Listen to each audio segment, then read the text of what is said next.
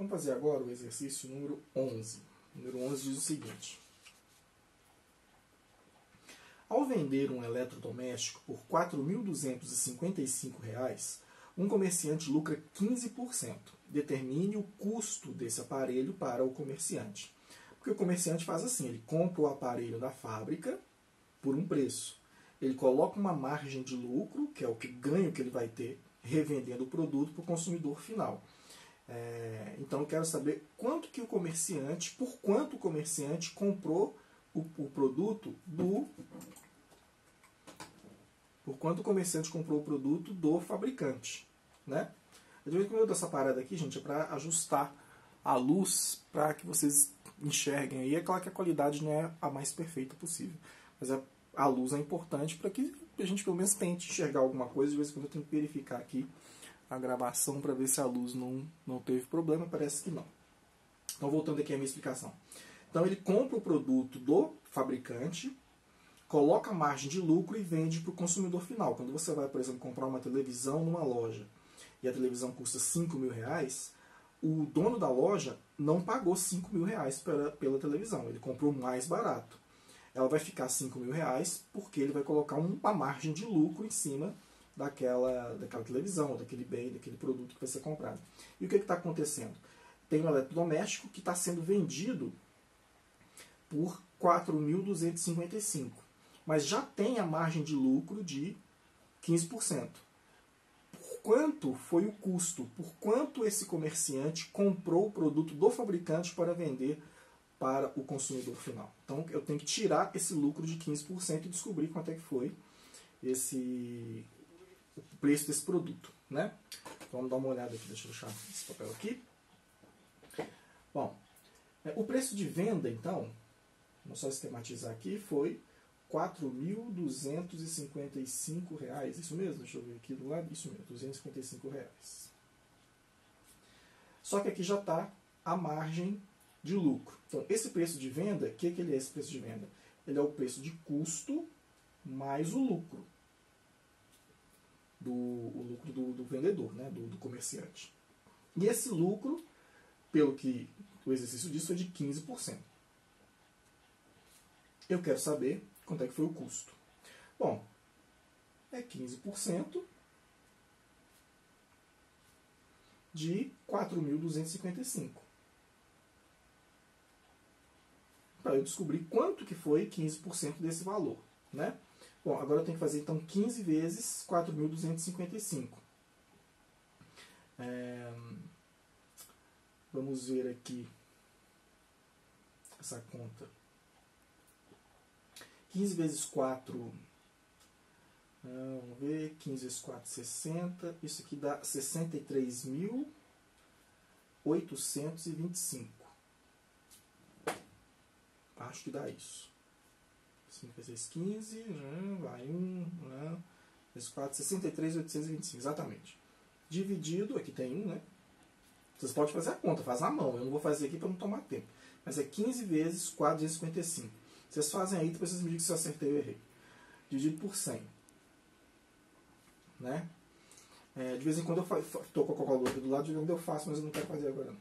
Então 15 vezes 455 dá 63.825 dividido por 100.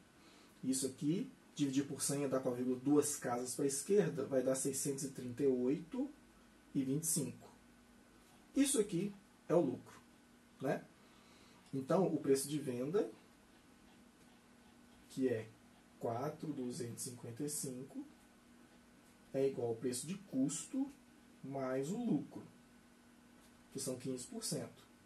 Esse lucro de 15% do 4.255 é 638,25. Quer dizer, então, que o custo é 4.255 menos 638,25. Isso, então, vai dar 3.616,75. Né? Então, o que acontece? Ele compra o eletrodoméstico por 3.616,75 do fabricante, coloca um lucro de 15%, que corresponde a 638,25, que é o que ele vai ganhar para ele, para pagar as contas dele, pagar os funcionários, etc, etc. E o consumidor que for comprar esse eletrodoméstico vai pagar o preço de custo, que é quanto ele investiu para revender o produto, mais o lucro dele, o lucro que o comerciante vai ter. Vai pagar os 4.255. Portanto, respondendo o exercício, determine o custo desse aparelho para o comerciante. O custo para o comerciante é de R$ 3.616,75. Aí você calcula aqui, coloca 15% de lucro sobre esse valor e descobre aí, né, o preço final de venda. Está resolvida a questão número 11. Né? Vamos aproveitar esse vídeo aqui e resolver a questão número 12 também. A questão número 12. Vou colocar aqui a questão número 12 para vocês lerem. Uma prova de triatlo compreende 3 etapas: natação, ciclismo e corrida. Em uma dessas provas, dos 170 atletas que iniciaram a competição, 10 a abandonaram na etapa de natação.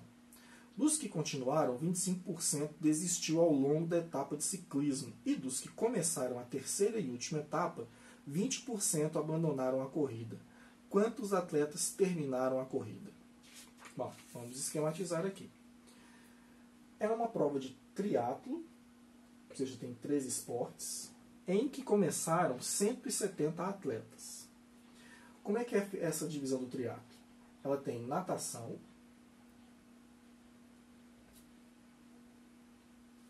ela tem ciclismo e ela tem corrida. Então, 170 começaram. Aí, o que o exercício me diz? Dos 170 atletas que iniciaram a competição, 10 a abandonaram na etapa da natação. Quer dizer, saíram 10 aqui. Se saíram 10 atletas, sobraram 160 na disputa. Então ainda tem 160 de disputa e aí eles foram para o ciclismo. Então começaram o ciclismo 160 atletas. Dos que continuaram, 25% desistiu ao longo da etapa de ciclismo. Quer dizer, 25% desses 160 saíram. Então, para saber quantos saíram no ciclismo, eu vou ter que calcular 25% de 160. Né? Então, eu vou cortar esse zero com esse zero. Vai ficar 16 vezes 25 dá 400. Dividido por 10. Corta esse zero com esse zero, dá 40. Quer dizer, 40 largaram no ciclismo. Se tinha 160, e aí eu vou tirar 40, que são os 25% que saíram na prova de ciclismo, vão sobrar o quê? 120, que é 160 menos 40, que corresponde aos 25% que saíram no ciclismo. Quer dizer, 120 terminaram o ciclismo e foram para corrida. Bom, continuando o exercício. E dos que começaram a terceira e última etapa, dos 120 que começaram a corrida, 20% abandonaram. Então agora eu tenho que calcular 20% dos 120 que começaram a corrida. Corta esse zero com esse zero. E posso cortar esse zero com esse zero aqui. E vai sobrar 2 vezes 12. 2 vezes 12 dá 24. Então quer dizer, abandonaram 24 a corrida. 120 menos 24 dá 96. Então 96 chegaram aqui. Então dos 170, depois de tudo que aconteceu, 96 chegaram. Quantos atletas terminaram a corrida? 96. 96 atletas terminaram a corrida. Prontinho. Então, tá aí resolvida a questão número 12. Questão número 13 agora. A questão 13 diz o seguinte.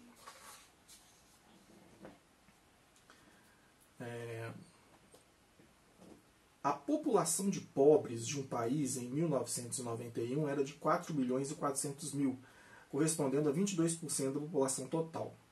Em 2011, este número aumentou para 5 milhões e 400 mil, correspondendo a 20% da população total.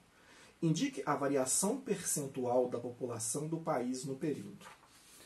Vamos lá. Então, olha só. Em 1991, de acordo com o exercício, o número de pobres nesse país era de 4 milhões e 400 mil. 4 milhões e 400 mil pessoas. E esses 4 milhões e 400 mil pessoas corresponderiam a 22% da população desse país. Em 2011, esse número de pobres, de acordo com o exercício, aumentou para 5.400.000. E isso, em 2011, correspondia a 20% da população.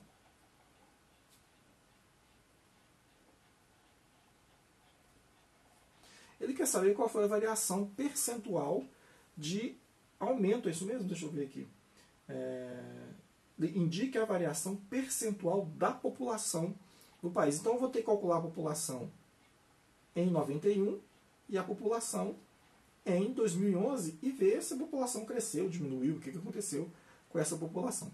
Então, olha só, em 1991 tinha 100% da população. Dos 100% da população, 22% eram pobres, e isso eram 4.400.000 pessoas. Né? Bom, então se 4.400.000 pessoas correspondem a 22% da população, quantas pessoas correspondem à população inteira, que é 100%? É essa conta aqui, ó. 4.400.000 são 22%. X são 100%. Regra de 3.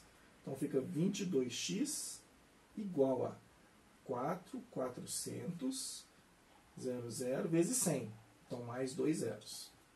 Então x é igual a 4.400.000 com mais 2 zeros. Que é 4.400.000 vezes 100. É esse número todo com mais 2 zeros. Isso aqui dividido por 22. Né? Então x é igual. Eu só preciso dividir só o 44, né? Porque 44 por 22 dá para dividir. Isso aqui dá 20 milhões. Então, em 1991, a população era de 20 milhões. Ali, 20 milhões de pessoas. Então, desses 20 milhões de pessoas, 22% são os 4.400.000 que são pobres. Eles são pobres. Né? Bom, agora nós vamos fazer a mesma coisa para saber qual que é a população em 2011. Então, olha só. Em 2011, o número de pobres era 5.400.000. E isso correspondia, de acordo com o exercício, a 20% da população. Qual é a população? 100%. Multiplicando cruzado vai ficar 20x é igual a 5.400.000 com mais 2 zeros do 100, porque isso vezes 100 é só colocar 2 zeros. Então a população em 2011 era 5.400.000 com 2 zeros sobre 20. Aqui eu posso cortar esse zero com esse zero. E na verdade é só dividir aqui. 54 por 2 dá 27. 27 milhões.